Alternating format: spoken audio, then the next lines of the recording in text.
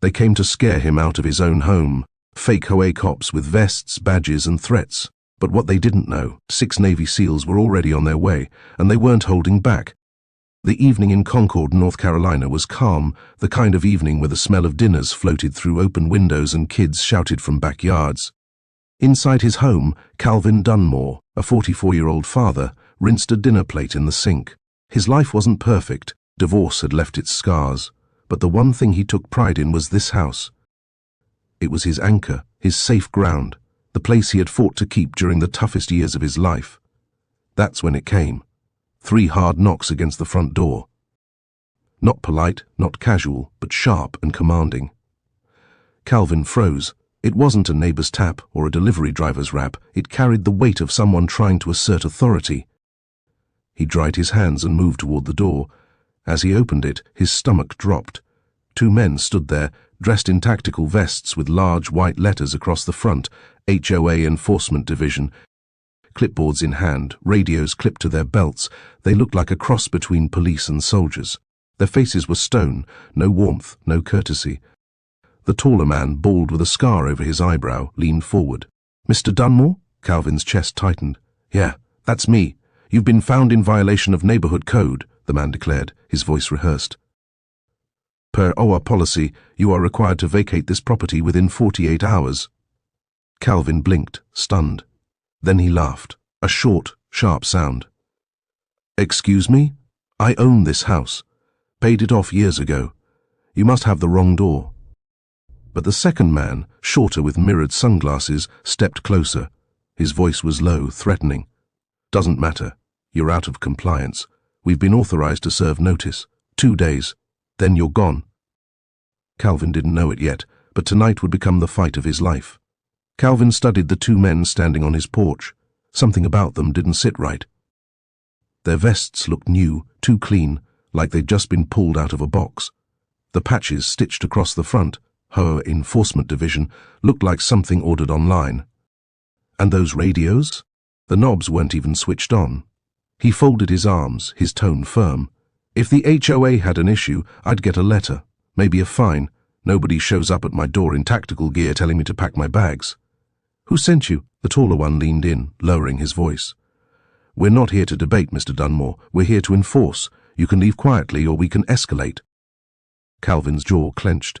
He wasn't a man who picked fights, but he wasn't someone easily bullied either. His father's words echoed in his head.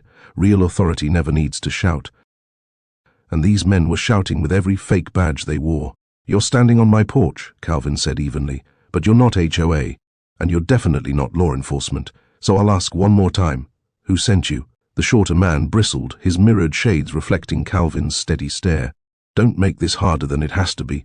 48 hours. After that, we'll handle it our way."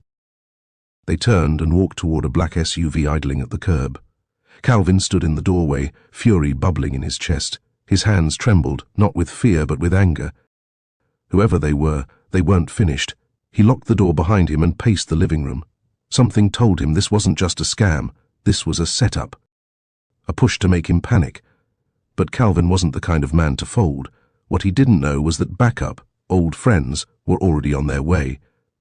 Calvin pulled the blinds open just enough to peek outside. The black SUV hadn't moved. Both men were still there, sitting in the front seats. The taller one was behind the wheel, arms resting on the steering wheel, eyes fixed on Calvin's house. The shorter one tapped away at something on a tablet, glancing up at the windows every few seconds. "They're not gone," Calvin muttered under his breath. "They're waiting." He considered calling the police. But what would he say? 2 men with fake HOA badges told me to leave my own house. He knew how that would sound, and by the time an officer arrived, if one even came, the men would probably be long gone, leaving Calvin looking paranoid. That's what these imposters were counting on. So instead, Calvin opened the front door and stepped onto the porch. If they thought he was going to hide inside, they were wrong. His voice carried across the street, loud enough for the neighbors to hear. "Hey, you mind telling me who actually sent you?" The passenger door swung open. The tall man climbed out, his boots heavy against the pavement. He walked back toward Calvin with deliberate slowness, trying to intimidate him. "We already told you," he said, his tone clipped. "We're here on behalf of the HOA." Calvin shook his head. "No, You didn't tell me anything. You threw a line and hoped I'd swallow it. Let's try again. What's the president's name? What violation code am I breaking? The man's jaw twitched. His partner got out too, striding up with his mirrored shades glinting in the fading light. He shoved a sheet of paper toward Calvin. Here, he snapped. Read it.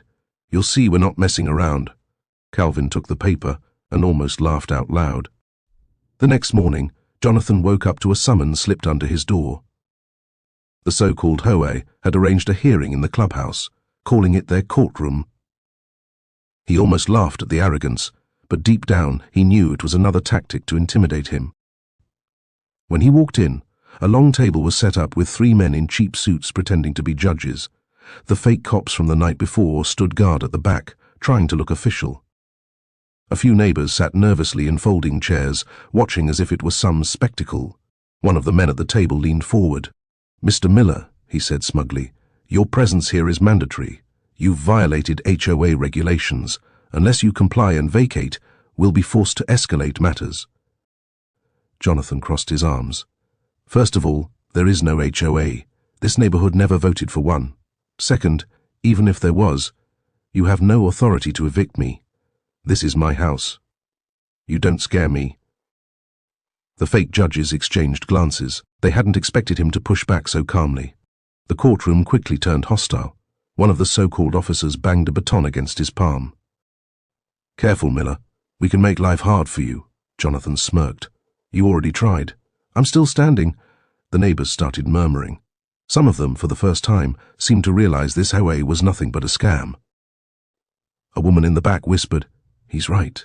They've never shown us any real documents." The tension grew thick, and Jonathan knew he was getting under their skin.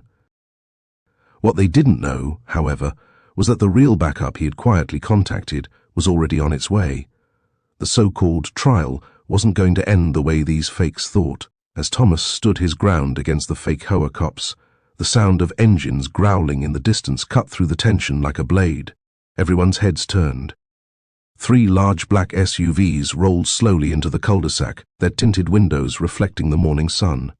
The HOA enforcers shifted nervously, their earlier arrogance beginning to fade. The SUVs stopped abruptly, and within seconds, 6 men stepped out in perfect formation, broad-shouldered, dressed in plain tactical clothing, and moving with quiet confidence.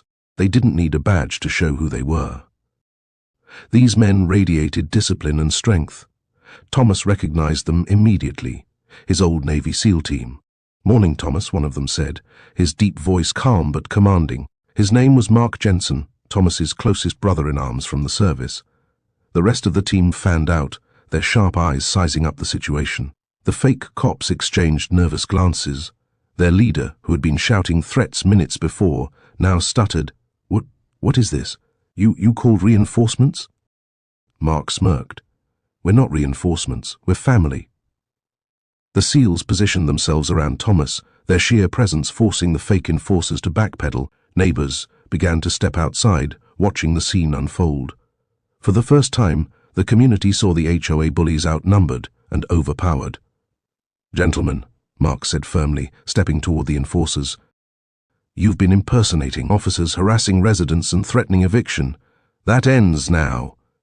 His words carried the weight of someone used to giving orders that couldn't be ignored. Thomas folded his arms, his confidence restored.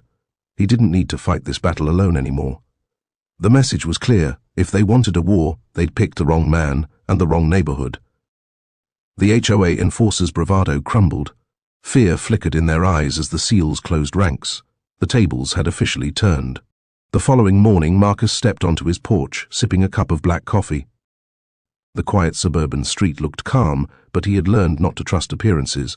Suddenly, a white SUV rolled to a stop in front of his house. The same 2 men from the night before, Daniels and Miller, emerged, this time dressed more convincingly as HOA officers, complete with laminated badges and clipboards. "Mr. Brooks," Daniels barked, "this is your final notice. You're in violation of HOA rules, and will be forced to remove you if you don't comply." Marcus narrowed his eyes. "Remove me? From my own property? Do you even realize how illegal you sound right now?" Miller smirked. "You can fight it if you want, but this neighborhood doesn't want you here. You've got 24 hours before we make it official." The words were sharp and laced with intimidation. Marcus noticed one of his neighbors, Mrs. Porter, peeking from her blinds, too afraid to intervene. His gut told him this was more than a fake HOA scam. It was racially charged. They weren't just after a fine. They wanted him gone, and they weren't playing by any lawful rules. Marcus set his coffee down on the porch railing and walked closer to them, calm but firm. "If you two clowns come back onto my property without a court order or a sheriff, you'll regret it. This isn't just harassment, it's a felony." Daniels chuckled, but there was a flicker of unease in his eyes. "Big words, Brooks.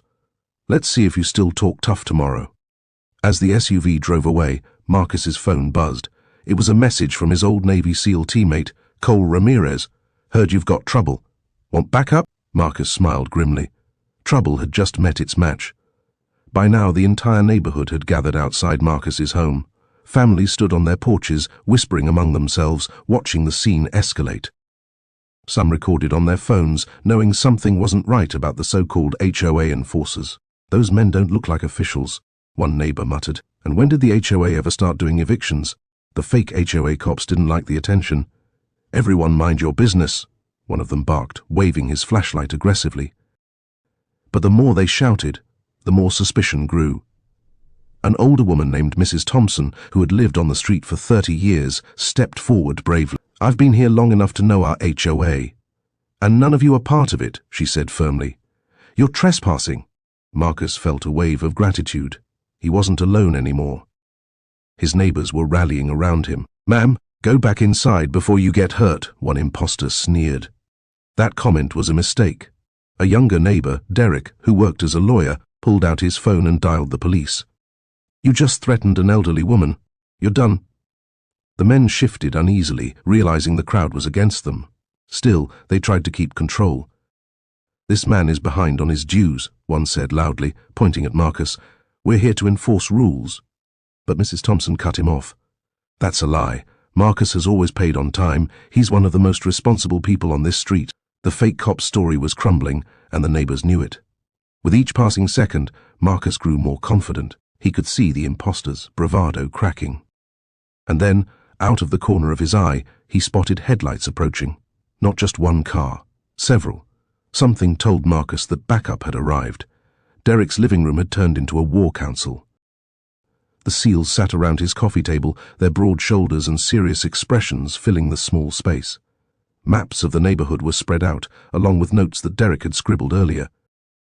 The tension in the room was heavy, yet underneath it all was a sense of unbreakable brotherhood. "Let's break this down," said Mason, the team leader, his voice calm but commanding.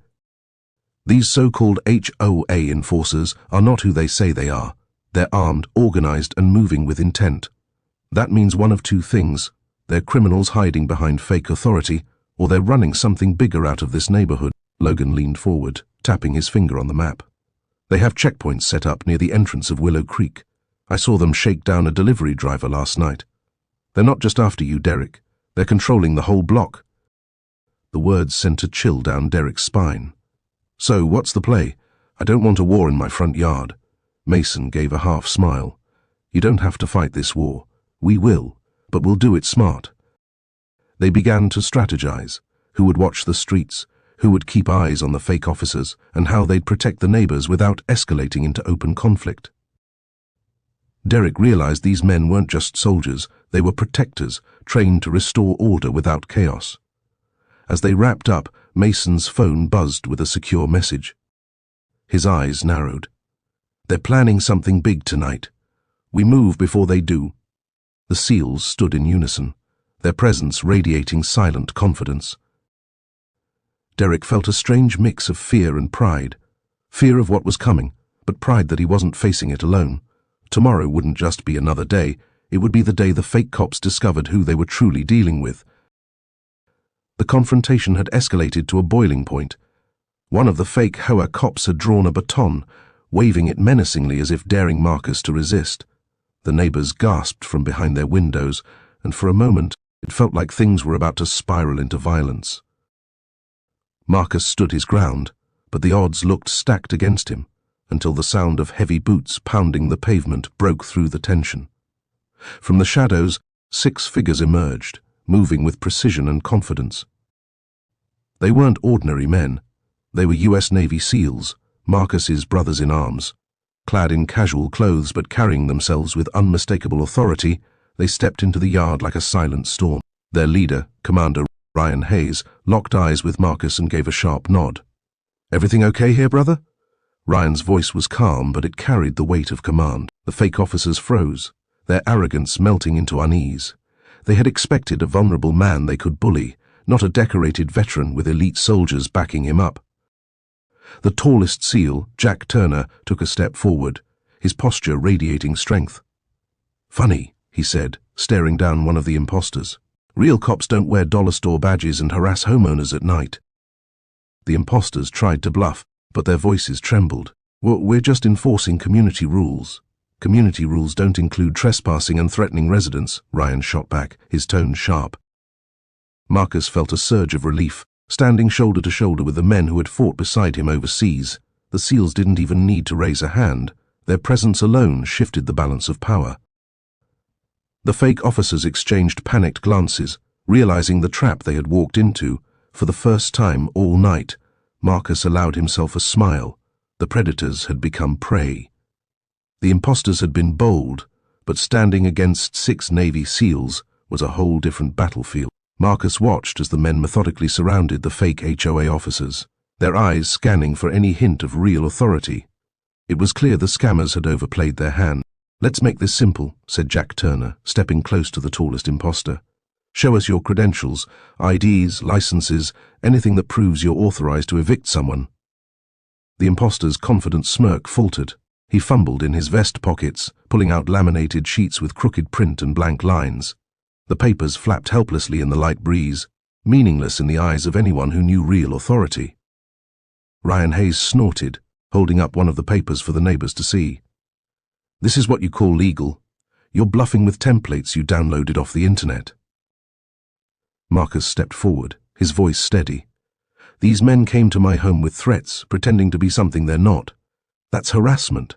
That's impersonation. And it stops now." The shorter imposter reached for his sunglasses nervously, his hands twitching as if ready to escalate. But the SEAL's presence left no room for intimidation. Mason, standing a few feet away, said calmly but firmly, "Keep your hands where we can see them. One wrong move, and this ends in real consequences. For you." Neighbors began murmuring, phones raised, recording everything. The imposter's confidence crumbled under the weight of witnesses and the SEAL's authority. What had started as a scare tactic was now unraveling before a streetful of eyes. Marcus felt a surge of vindication. He had not only survived the threat, but was witnessing justice unfold. The fake HOA cops were cornered, their lies exposed, and the SEALs weren't going to let them get away with it. This wasn't just a standoff, it was a statement. No one intimidated Marcus, and no one intimidated his community. The imposters were sweating now, their bravado completely shattered. The SEALs had formed a tight semicircle around them, each man radiating an unspoken warning: any move could end badly. Marcus felt the tension, but also a surge of relief.